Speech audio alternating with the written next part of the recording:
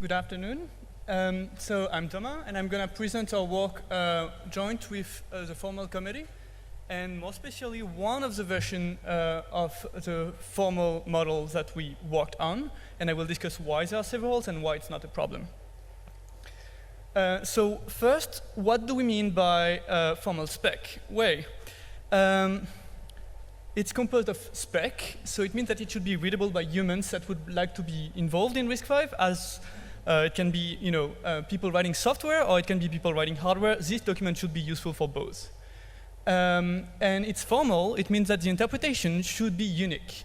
Be careful with the word interpretation. I'm not saying anything about the interpretation being deterministic. It can be non-deterministic, or maybe it can be up to some parameters.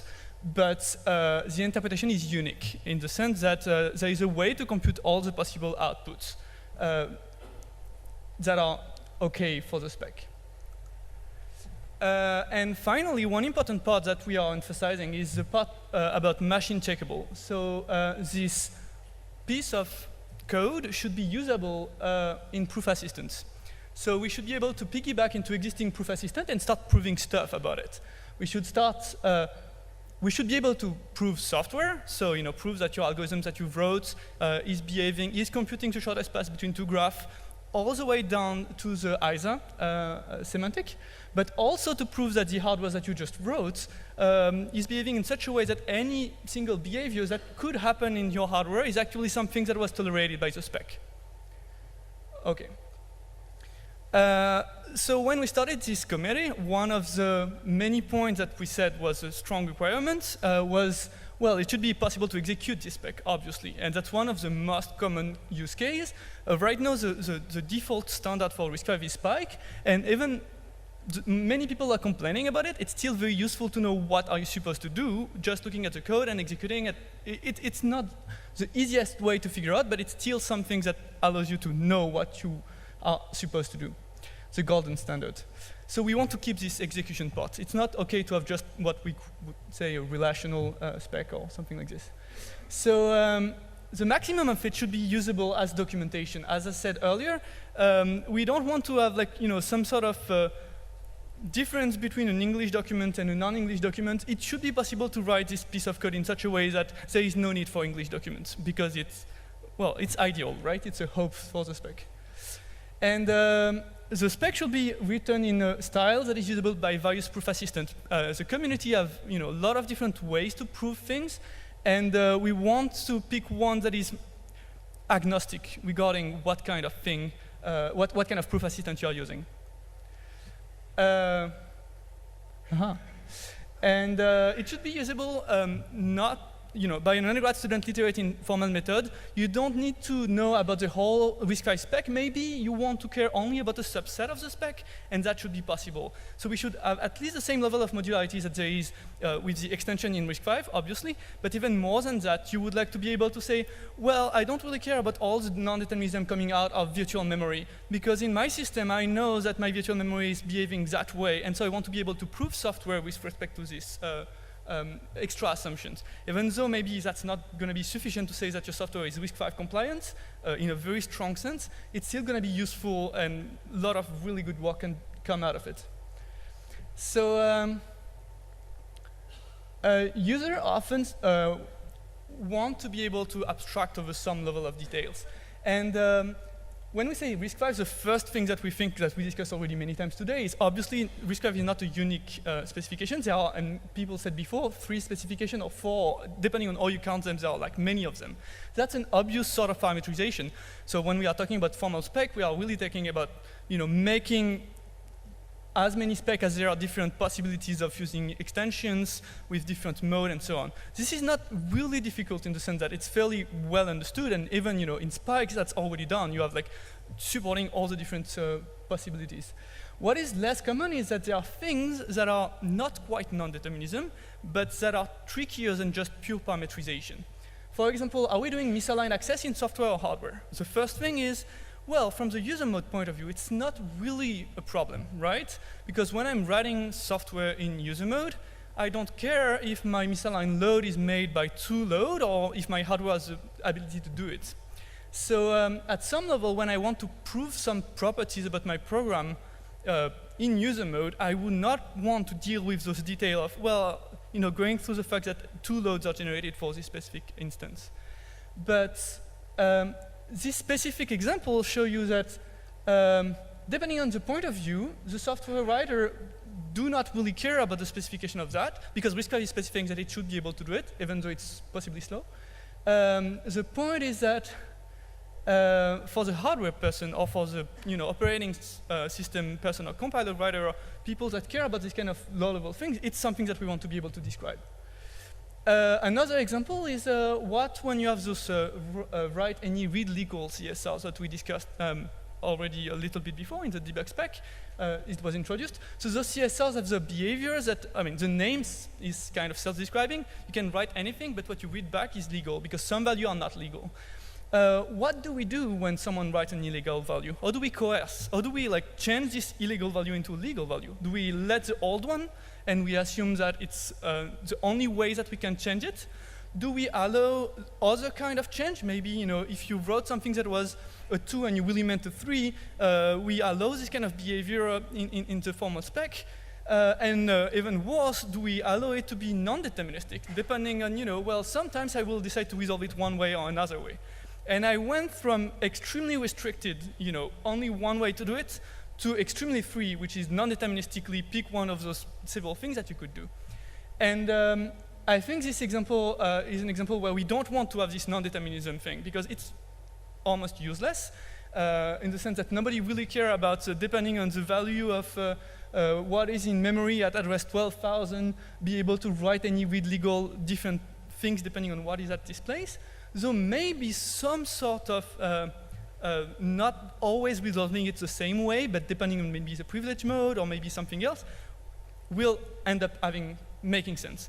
So in all those examples, those are just, you have to specify it if you want to do any proof about your hardware or about your software. But it's kind of like a lot of details, and we need to pick them one by one and say, okay, what is our conclusion for that one? And maybe it's not for any write any read legal. Maybe it's one by one. Maybe some of them it's one way, some other it's another way, and all that. So our way to solve this problem is to have basically to abstract it over and to say, well, every time you have a write any read legal, you have a pure function that tells you how to coalesce those values, and that are dependent on a very small amount of data that is directly available to you. Okay, more tricky problems comes when we start having non-determinism. There are several levels of non-determinism, and the first one that I want to discuss is the case of single core memory model problems. It's very commonly known, right? When you start modifying your memory subsystem, your virtual memory system, when you change the pointer to the entry, to the entry of your page table, page directory, sorry. And when you start having a TLB to cache the values because it goes much faster, what if your TLB have a stale value? Well, the way this is really done, like the RISC-V implementation should be able to behave reading the value from memory or reading the value from TLB, because your TLB is not always caching the value. Maybe sometimes it gets evicted because it doesn't have place anymore. So here we have the first source of real non-determinism coming into our spec. And this source of non-determinism is fairly easy to resolve in the sense that, at least for the programmer, conceptually, the places where we use those kind of things is always very, very well understood. When we context switch, when we do something to virtual memory, or we play itself, we just add, we added a SFENS VM instruction, and that is going to ensure the fact that the TLB is not going to be staled compared to what is in memory, in main memory. We have the same problem with instruction cache, and even within the pipeline itself, when you have self-modifying code, what if you try to execute just after writing the instruction that you want to execute?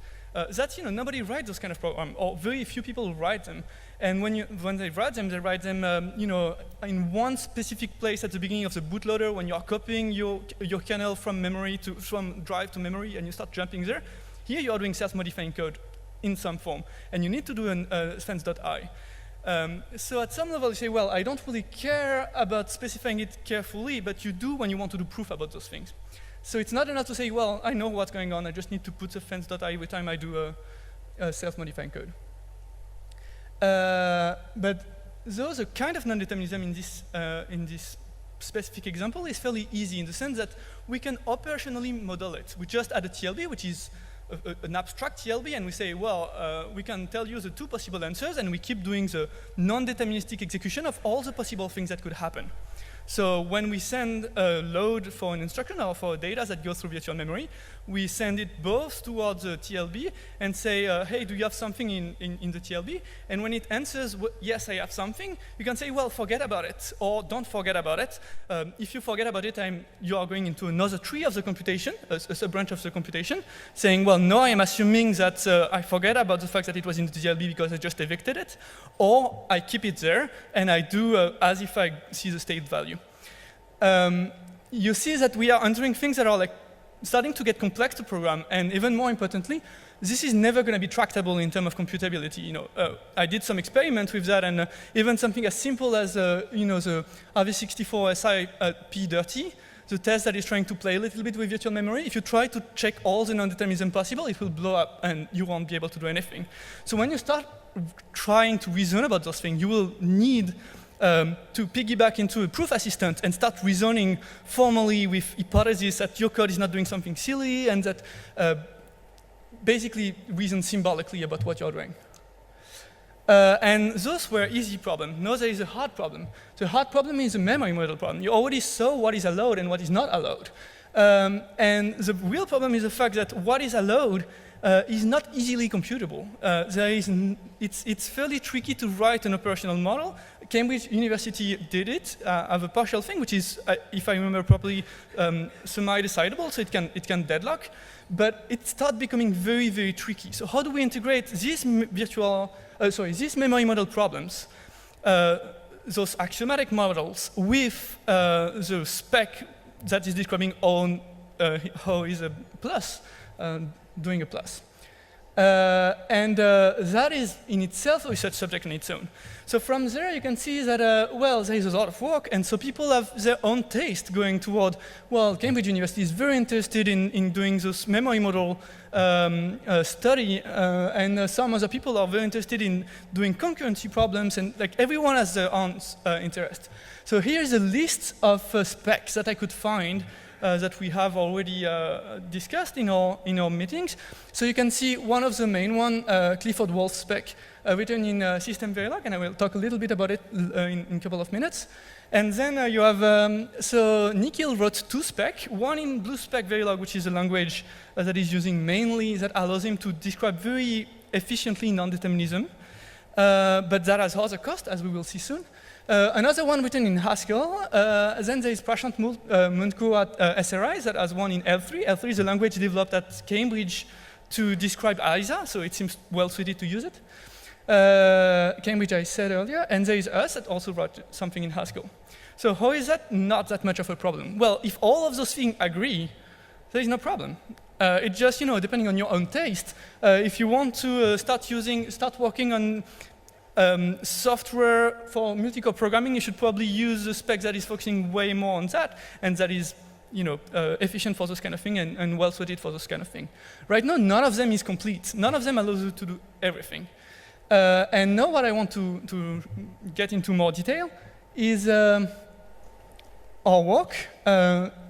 So in Haskell, and why in Haskell? So first, a very scary thing, it's written in Haskell in a monadic style. What does it mean? Well, it mainly means that the original point is that we are not, we are leaving unimplemented a couple of things.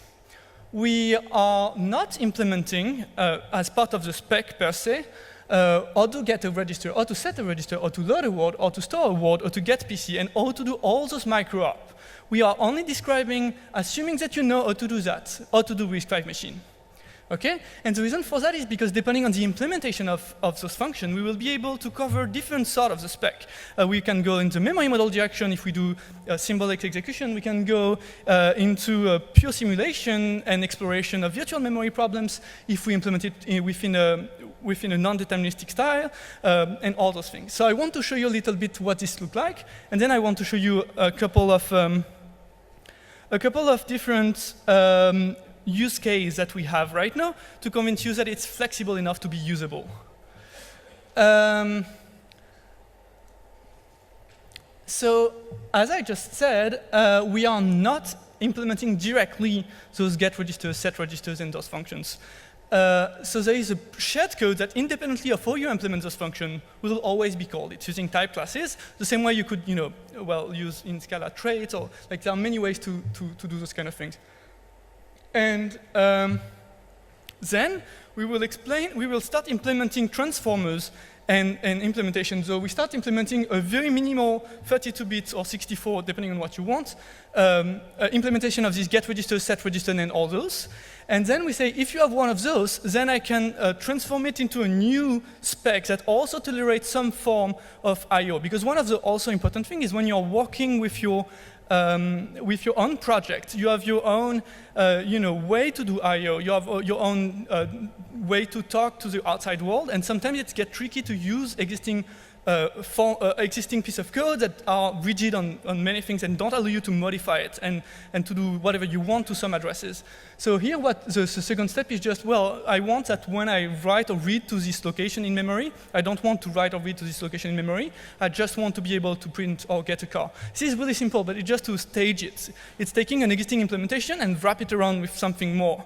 And the last one is something that is going to wrap around adding a TLB, basically adding the fact that when you are writing your first implementation, every time you're trying to know what's the translation, you don't actually try to look in your TLB. Well, the TLB will tell you there is no TLB, so it will just tell you, well, nothing, so I can't say anything. And then when you add the TLB, it's going to tell you, well, there is something. And the last bullet point here that I didn't add because I didn't finish writing it is to combine the last level by adding the non-determinism style. I mean, the fact is it blows up computationally, so it's not really interesting. And this last point is basically when I get a TLB hit, I need to say, well, if I have a hit, do I really want it to be a hit? Maybe I want to consider it a miss to model as if it was just evicted before. And so this way, every time that we go specializing the spec or refining or doing something to the spec, we still reuse the code of what happened before. So it's too small, but that's fine. So first, there are an interesting point, which is we keep the same abstraction as there is in architecture, which is we have a decode stage. Why is it the case that we have a decode stage? So this is really nothing but what everyone wrote if you wrote a RISC-V processor. Maybe not in that style. If you wrote a lazy decoding, maybe a bit different, but conceptually it's the same thing. It's just a stupid decoder. So why do we need to create this abstract notion of instruction? Like, after all, there is nothing that forces you to decode an instruction to have the semantic of this instruction. You could keep the bit level patterns and do the semantic on it. Actually, it's not a good idea because very many people in formal specification don't want to have to deal with detail of bit level encoding. So in the software world, people that want to use a proof assistant to prove correctness of the software, they want to be able to use this abstract notion of instruction. So that is why we still have this abstract notion of instruction, because it makes sense to those people, which is us. That's what I said I consider to be fairly readable and the backbone of the specification. Independently of your implementation, if I want to cover non-determinism, not cover non-determinism, if I want to explore connection to an axiomatic model or anything, this is going to be shared. And so this thing is going to be so I don't know if you can read, but you can see later on the slide as it will be online. But basically, every single instruction is telling, well, how do I execute this instruction? I get the value from the registers, then I get the pieces, and if I look at, for example, the branch non-equal, if the two values are non-equal, then I compute the address. Then if the address is aligned, I jump. If they are not aligned, I raise an exception. That I consider is fairly equivalent to a specification in English. It's well, I think it's readable. But, well, it's too small to be readable, so it's not really readable. But if it was bigger, it would be readable. And so now is this translation that I was telling you. So if you look at this huge thing, which is, again, too small, you will see that most of the higher part of the code is basically doing nothing. It's calling back. It's telling you, if you have a RISC-V implementation, I can give you a RISC-V implementation that is doing the modelization of the TLB for you. And I don't need to do any work for all of the normal micro-op, getting register, setting register, because they have nothing to do with VM. And the only ones that I need to explain are is it in the TLB, which before was it's not. No, I need to model some TLB stuff. This is written very quickly yesterday, so this is not supposed to be easy. The two last functions are not supposed to be easy to read. The point is there are only two last functions, and we are reusing code, so there is complete trust on the fact that, well, we can't get, the only thing that we can get wrong here is those two functions. Okay, so one of the things is because of the way we write everything as in this monadic style, purely functional style, it's very easy to embed into another, into a proof assistant, for example. So one of my friends, basically, we just use an existing tool from Philadelphia. I forgot which university, but the group of Benjamin Pierce, and others there. I think it's Anton that wrote this piece of tool, which is called HS2Coq. It allows you to go from Haskell to your favorite proof assistant. And so what does it look like? Well, we were careful enough to write the spec in such a way that there is nothing. If I just look at the automatically translated spec in this proof assistant, I see that it's basically the same thing. The only thing is the way it's written, there is this bind instead of having this do. If you're familiar with Haskell, it's called do notation. It's just to say, I do that, and then I feed the result to the next one. And the good thing is, when this is set up, then we can start doing proofs within the proof assistant. So I was planning to show some code, but my computer is back there, so it's not possible dynamically, but we can start first executing things within the proof assistant, checking that, yes, when I'm doing Fibonacci of 6, I finally get the result that I was supposed to get. But I can also start saying, well, I have a small source language, which is a C-like, and then I have a semantic on this source language. I wrote a compiler that preserves this semantic. And then I can say, well, the reason why my Fibonacci written in my source language is getting the right result is because my compiler was proven correct, and that the initial semantic of my source language was telling me that it was giving the correct result, meaning 13. And so here is also something that should be on the GitHub it's already on the GitHub, but should be cleaned up enough for you to be able to try it. And yeah, this is basically, we are getting into known place. We know how to start reasoning about that. Now about the hardware story, how do you prove things about your hardware? Well, there are two main big ways to go about it. One way is to go the standard model checking way, and one way is to go the more modern way by the Kami way, I call it, which is the way where you have an initial implementation and you prove that every time you do an architectural optimization, you are just refining over this initial implementation. That's the work of Murali, and it's called Kami. You can look it up online. And so, well, the way it would work with this spec is you will just refine over this piece of code, proving that everything that you are doing, executing your instruction out of order, is not messing up with what you should do. It's a lot of work, but it's technically possible, and it has been done. Not exactly with this code. The other cool thing about using a proof assistant is that proof assistants needs to be able to introspect into the code. Fairly often we do what is called translation validation. We need to look at the code that is written in our file, and we need to, depending on what is written, meta-theoretically, at the meta level in the meta language, write, well, what should I do when I see this piece of code? And so that allows us to directly print this formal spec that I just told you about as an expression. Why is it useful? Well, for example, a couple of weeks back, we had a class at MIT, and we wanted to be able to write a small Python simulator simulating RISC-V. Why is it the case? Because it's easy to ship, and for students that are not extremely familiar with compiling, those are first-year students, with compiling spec, and then that are not familiar with all those tools, they know only Python, then we can easily extract from these JSON formats that is provided to us by Coq, write a small script, and just use it as write your Python implementation, and you can do debugging within this Python implementation and do a lot of tiny things. So I remove things in the middle because they are what is called implicit parameters. Implicit parameters are a detail of, well, there is an ambient thing, which is the actual class that is containing, I call it class, but that is containing this machine, so the registers and all those things, the get register function and all those binders need to be somewhere because they are not globally referenced. So in between these brackets are all the things that are implicit when we think about the spec, but needs to be there when we are actually writing code. Okay, one other application of the spec is instrumenting the spec as a circuit. Well, so going the other way, instead of doing the refining way and going into the proof assistant, we are going to use model checking. So Clash is a compiler allowing one to compile Haskell to circuits. Well, that's cool, first. And we can simply implement a special version of this get registers, set registers, and all those things. And this implementation will just behave as a single. What I want is a Verilog function that is updating the RISC-V state. Because it's good enough because I was having, you know, a microcontroller that was a very simple microcontroller and I just want to see if my update function is correct. So, well, I write basically extremely boilerplate code when I said, well, when you do a get register, look at these wires. You have all the register file and look at the register file corresponding to index I. That's what the register that you're looking for is. And so you have a bunch of input, a bunch of outputs. It's purely combinational.